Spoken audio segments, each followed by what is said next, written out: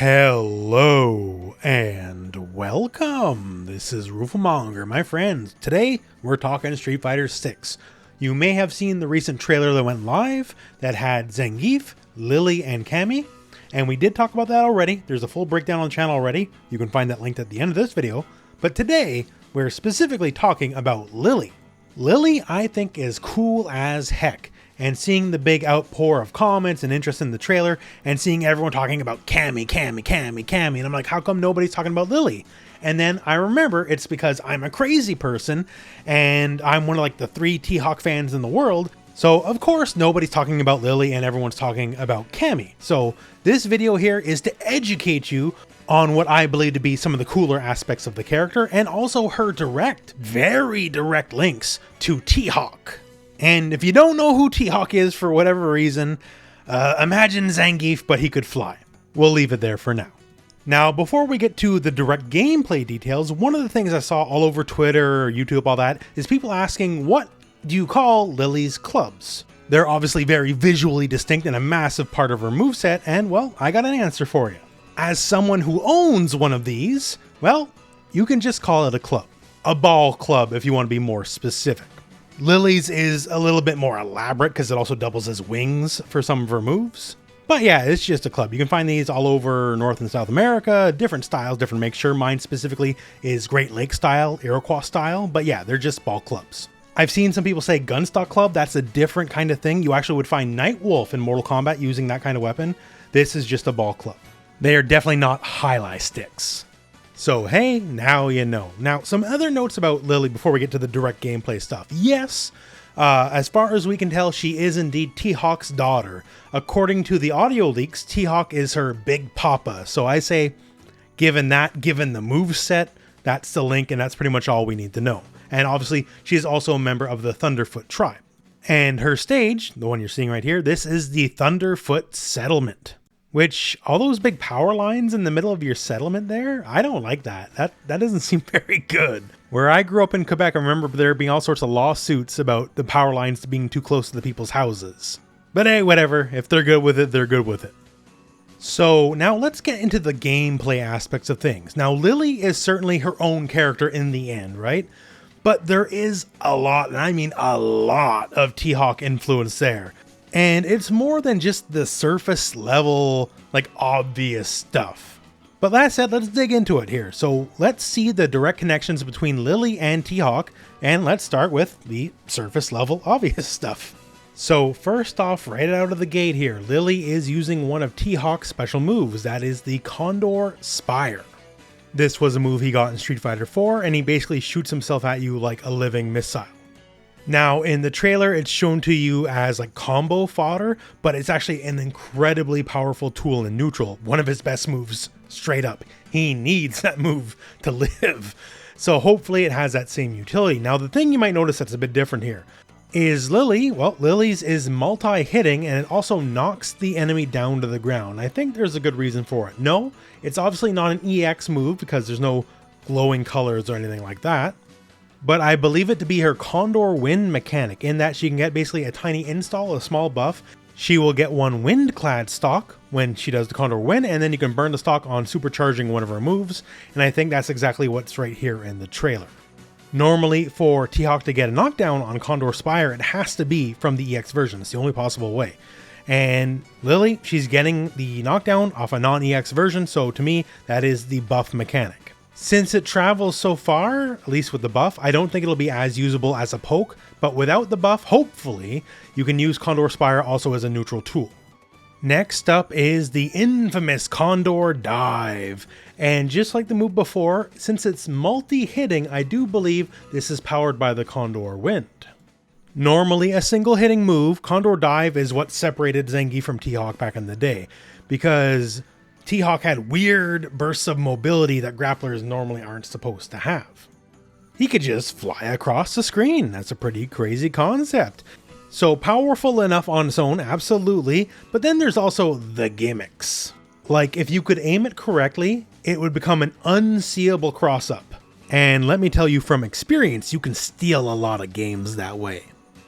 But in the end, yeah, the Condor Dive, the thing is air mobility, which is a rarer concept in Street Fighter compared to other fighting games. So it was shocking that such a big character like T.Hawk had it, and now Lily, with the potential buffs as well, as you see me multi-hit and all that, will hopefully make the most use of it yet. Hopefully the EX version is still projectile invincible, because T.Hawk needed to get around fireballs. And our third airborne style move is the Tomahawk Buster. And for the most part, it's what you think it is. It's basically your uppercut style move, if you will. Good for stopping jump-ins, all that kind of stuff. This also has the wind effect, and that to me reads it has the Condor Wind buff, but hey, who knows? All I can say is I hope it's better than Street Fighter 4 Hawk's Tomahawk Buster, because his uppercut was effectively about the worst in the game. Street Fighter 4 was a world full of invincible uppercuts that were meterless, and for him, nah, you had to burn the bar. And I don't know, for him, it was just better to hit buttons to do anti-airs than trying to Tomahawk Buster anything, honestly. I think Lily will do a lot better in that regard, at least I hope so. Now, as far as the special moves go, this is the main event. This is the Mexican Typhoon, the command grab. This is T-Hawk's signature move, and also, hopefully, for Lily, the same deal here. This is what makes the grappler the grappler. Maybe a grappler with some weird mobility options other grapplers don't get, but still, grappler nevertheless. So pretty cut and dry on this one here, other than using the weapons to help assist the move, it's exactly like T-Hawk. Pick you up, put you into the spin cycle, and then slam you down to the ground. So like father, like daughter on this one. Keeping on the grab trend, we have the Raging Typhoon. So this is just like her daddy, although a bit more elaborate. So lots of spins and then not so much on the landing. T-Hawk, he gets you, and some spins, one giant dunk, and he sticks to landing. One thing that could be the case, level 3s have two versions, the regular and the low health version. So perhaps on the low health version of the move, instead of botching the landing like she does here, she sticks it just like daddy and gives us a nice little salute. So the big special moves, those are easier to discern as far as references go, but she has a lot more references to T-Hawk than just that, like this sequence right here. So we have a jumping attack into the sweep, and both are directly from T-Hawk, although they look a little bit different. So the jump, well, that's T-Hawk's splash. So down plus heavy punch in the air, and it's basically a jumping attack that can easily cross up. It can hit regular as well, but can easily cross up. It's a cornerstone of grapplers throughout all of fighting games, and important for setups too, like this one right here. If you stay still, it's same side. If you move or try to uppercut or whatever, it avoids it, and you get crossed up. So that's the jump in. What about the sweep? Well, it definitely looks different, but in functionality, this is T-Hawk's sweep. Hawk's sweep is multiple hits, although the first hit that connects will knock down, but if it's blocked, it'll be 2 blocks. And yeah, that's about it. Long story short, multi-hitting sweep. It's a trait that runs in the family. Just Lily does it cooler than her dad. How about this guy right here? This is using a weapon, right? So it can't be like any kind of T-Hawk move. Wrong. This is definitely Crouch Fierce Punch. So just like T-Hawk, multi-hitting move, kind of a chopping angle. Just looks like Lily has a lot more range on hers than T-Hawk does on his, and also hers is special cancelable. So just kinda superior all around, really. If we go back to this setup here with the Condor Spire, we have 2 T-Hawk moves, jumping heavy kick and standing medium kick.